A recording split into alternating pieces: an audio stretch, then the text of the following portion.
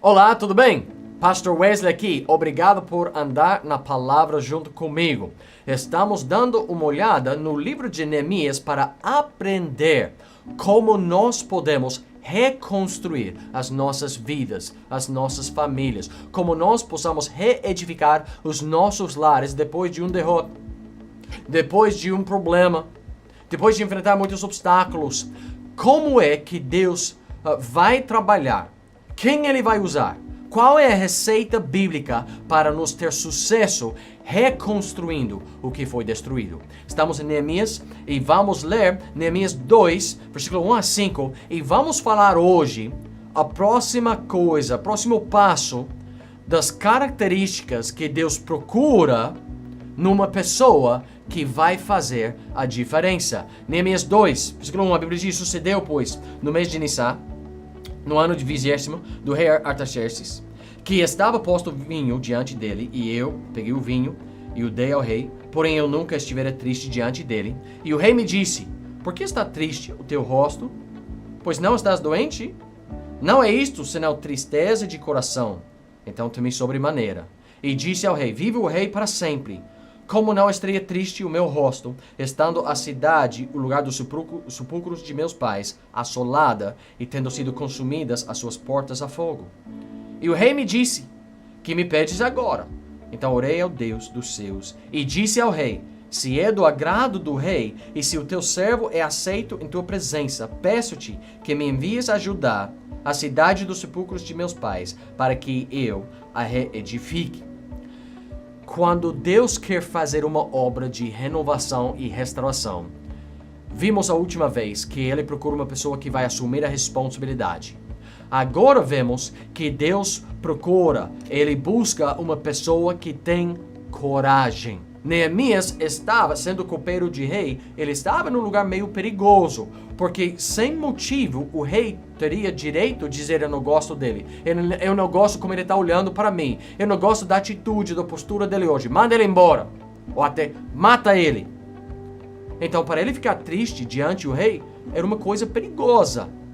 E este homem, sendo um servo ao rei, quando o rei percebeu e perguntou, ele estava colocando o pescoço dele em risco para pedir ao rei permissão de reedificar a Jerusalém, uma cidade que os reis anteriores tinham decidido melhor destruir, queimar a fogo. Então, Neemias era uma pessoa, honestamente, verdadeiramente, ele era uma pessoa de coragem. Ele vendo a necessidade e dizendo: eu vou tomar essa responsabilidade, eu quero fazer uma diferença. Isso exige coragem. Você vai se colocar em um lugar de risco se você, percebendo a necessidade na sua vida, na sua família, você vai estar correndo um certo risco para fazer a diferença naquela situação na sua vida ou família. Ele estava dizendo, ele pediu ao rei: me permite levantar um grupo e liderar aquele grupo e fazer uma diferença na vida do povo lá. Em versículo 7, vemos como ele ia viajar longe. Versículo 7 diz: disse mais ao rei: se ao rei parece bem, dê-me cartas para os governadores da além do rio, para que me permitam passar até que chegue a Judá. Meu rei, eu não posso resolver isso estando aqui. Eu vou precisar viajar. Eu vou precisar me presenciar naquele lugar, naquela situação, naquela cidade. Eu não tenho passado por esse caminho. Eu não conheço bem o caminho. Eu não tenho dentro de mim, comigo, os recursos. Eu preciso ajuda do rei. Eu preciso a proteção do rei. Eu preciso a autorização do rei. Mas envia-me, por favor, longe. Para esse lugar que, na verdade, para mim é desconhecido. Mas eu preciso fazer algo. E chegando lá, o que ele vai esperar? O que ele vai encontrar?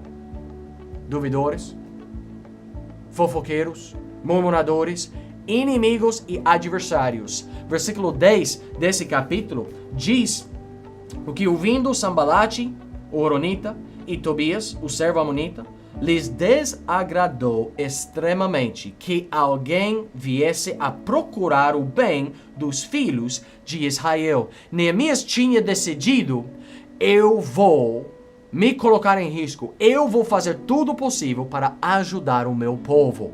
Isso trouxe risco. Isso era difícil.